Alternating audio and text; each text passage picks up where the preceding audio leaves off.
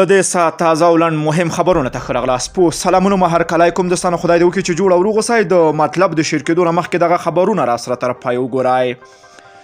ټرمپ د امریکا ملت ته د وینا پر مهال وویل د امریکا ولسمشر ډونالډ ټرمپ وایي په افغانستان کې خپله اوږده جګړه ختموي او ټول عسکر له دغه هیواده وباسي.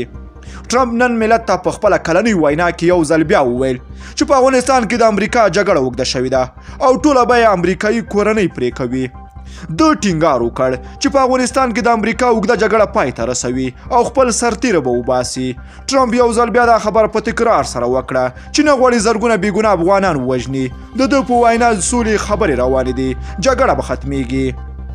افغانستان د بشري حقونو کمیسیون وایي تیر کال جګړه کې څه کم 3000 افغانان ملکیان وژل شوي دي. د بشري حقونو خپلواک کمیسیون وایي تیر کال د افغان ملکیانو لپاره خونړۍ وه. د بشري حقونو خپلواک کمیسیون وایي د دوی د موندنو له مخې په تیر کال کې د طالبانو ترڅنګ د افغان او بهرني ځواکونو په بریدونو کې 2819 ملکي وګړي وژل شوي دي.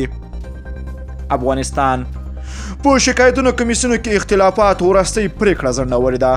د ټاکنو شکایتونو کمیسیون وایي ټولې چارې بشپړې شوې دي او یوازې د کمیشنرانو لاسلیک پاتې ده. د شکایتونو کمیسیون وایي چې د دوی تر اوسه 300,000 جنجالي رایو په اړه تصمیم نه ده نیولی.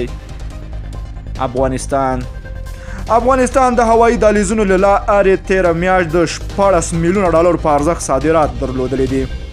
افغانستان د روان میلادي کال په لومړۍ میاشت کې د هوایي دهلیز له لارې 14 میلیونه ډالر په ارزښت صادرات درلودلی دي چې دا د ټولو میاشتو نه د ټولو کلونو په پرتله ډیر ښه وو. د افغانستان د 19 کلونو کرکټ ملي لوبډله چې نن د ساوت افریقا د لوبډلې سره لوبه ده، له دې نه مخکې له پاکستان لوبډلې څخه ماتې وخوړله او نیمه پای لوبې ته ونه رسېده.